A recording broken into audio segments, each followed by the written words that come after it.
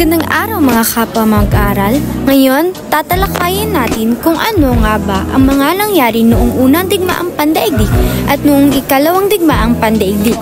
Ngunit bago ang lahat ay lalahad ko muna sa inyo ang nilalaman ng ating munting video.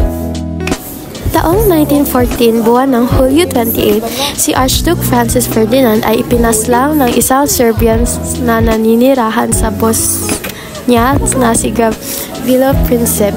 Isa lang ito sa dahilan kung bakit nagsimula ang unang gyerang pandaigdig.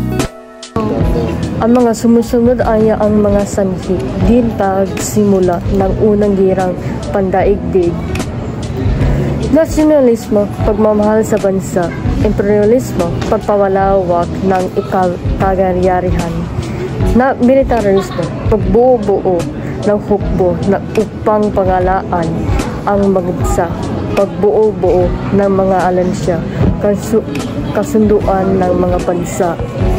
Ang mga sumusunod ay ang mga nagiging alansya noong unang digmaang pandaigdig. Triple Alliance. Kabilang narito ang Italy, Germany at Austria-Hungary. Triple Entente. Dito makita ang Russia, France at ang Great Britain. Central Powers. Dito naman sa Central Powers ay natatagpuan sina Germany, Austria-Hungary, Ottoman Empire at Bulgaria. Ano nga ba ang nangyari noong unang digmaang pandaigdig?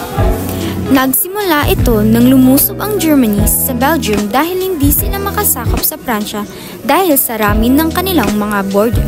Kaya't lumusob muna sila sa Belgium upang makarating sila sa Pransya. Ngunit hindi sila nagtagumpay sa pagsasakop dahil dumating si Great Britain at nagdeklara nangyari laban sa Germany. Fun fact, alam niyo ba, ang mga helmet ng mga taga-Germany ay may mga tusok at minsan ay mga nakabalera pa nga mga ito? USA President Woodrow Wilson ay sinubukan na patagilin ang digmaan, ngunit walang nakinig sa kanya at patuloy lang ito sa paglalaban. Alam niyo ba na naging madaling target ang mga French soldiers para sa mga taga-Germany dahil sa kanilang kasuotan? Ang kulay kasi ng kanilang mga uniforme ay bright blue at ang kulay naman ng kanilang pantalon ay pula, kaya madali silang matarget ng mga Germany. Ang Austria-Hungary ay hindi nakikinig sa mga payo ng Germany, pero sa tuwing masama, ang kalagayan nila sa laban ay nagpapatuloy. Trench Warfare. Ito ang nagiging laban ng mga Germans at ng mga taga-Pransya. Mula sa dagat hanggang Switzerland ang haba ng trench. Malubha ang naging kondisyon ng mga sundalo noong trench warfare dahil sa kalagayan ng trench. Maraming mga patay na katawan, mga daga, mga tubig na may lason, putik na pwede kang lamunin ng buo at ang amoy ay nakakasakal. Great Britain ay nagsimula ng naval blockade upang hindi na maka-import ang Germany ng mga bagay-bagay gaya ng pagkain. Noong nagsimula ang digmaan ay midaling nasakop ng Australia ang Germany, New Guinea.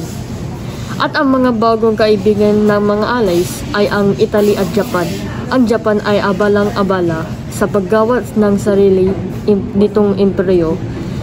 Kaya ito ay masayang kunin ang Germany Islands at ang kolonya sa Silangang Asya.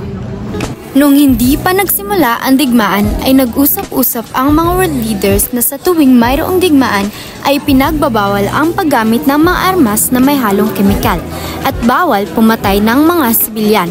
Pero nang nag-usap-usap ang mga Germans at napagdesisyonan nilang lumabag sa mga batas.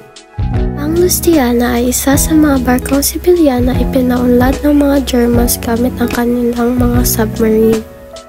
Galit ay nagsimula na ring gumamit ang mga allies ng mga armas na may halong kemikal at nagtatago na rin sila ng mga anti-submarine na mga armas sa kanilang mga barkong pang-sibilyan. Ang Portugal ay may ginagawang kababalaghan kasama ang mga allies at nang malaman ito ng mga Germans ay hindi sila masaya rito. Ang Battle of Solnitz ay ang naging pinaka-badugong labanan ng mga Germans at mga taga-Prussia sa French city of Verdun. Habang naglalaban ang mga ibang bansa, ay nagdidesisyon pa lamang ang Greece kung sa Central Powers o sa Allies ba sila sasapi. Gusto ng hari sa Central Powers, pero ang gusto ng Prime Minister sa Allies sila. Nagiging dahilan ang kanilang pagtatalo sa paghati ng bansa, national schism, pero nagkabalikan rin sila dahil sa hari. Nang napagod na sa gutom at galit, 11 o'clock noong November 11, 1918, ay sumuko na tuluyan ang Germany. Sa Peace Treaty ay napilitan ang Germany na pagbayaran ang mga nagastos sa digmaan at bawasan ang kanilang militar. Matapos ang ilang taong pagdudusa at mga milyong-milyong taong nasawi, natutunan na ng mundo na hindi magkaroon ng digmaang ganun kalupit pagkatapos ng 20 taon.